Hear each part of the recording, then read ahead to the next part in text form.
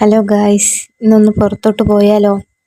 വായോ, എല്ലാവരും ഉണ്ട് കേട്ടോ. ഋഷൂട്ടനുണ്ട്, എൻ്റെ ഫ്രണ്ട് ഉണ്ട്, ചേട്ടായി സൈറ്റിൽ നിന്ന് വന്നിട്ടുണ്ട്. അപ്പോൾ എല്ലാവരും കൂടെ ഒന്ന് പുറത്തോട്ട് ഇറങ്ങാമെന്ന് വിചാരിച്ച് ഇറങ്ങിയതാട്ടോ. അപ്പോൾ പോണ വഴിക്കാട്ടോ നമ്മുടെ പാനിപ്പൂരി ചേട്ടനെ കണ്ടേ. ഇയാളുടെ അവിടെ ആട്ടോ ഞങ്ങൾ എപ്പോഴും കഴിക്കാറ്. അപ്പോൾ കുറേ ആയി ഞങ്ങൾ അതിൽ കൂടെ പോകുമ്പോൾ കാണാറില്ല. ഇന്ന് കണ്ടുമുട്ടിയിട്ടോ. അപ്പോൾ പിന്നെ ഒന്നും നോക്കിയില്ല, കയറി പാനിപ്പൂരി കഴിച്ചേ. ഞാൻ കഴിക്കത്തില്ല പാനിപ്പൂരി. അപ്പോൾ ചേട്ടായിൻ്റെ ഫ്രണ്ടും എൻ്റെ ഫ്രണ്ടൊക്കെ പാനിപ്പൂരി കഴിക്കുന്നുണ്ട് കേട്ടോ.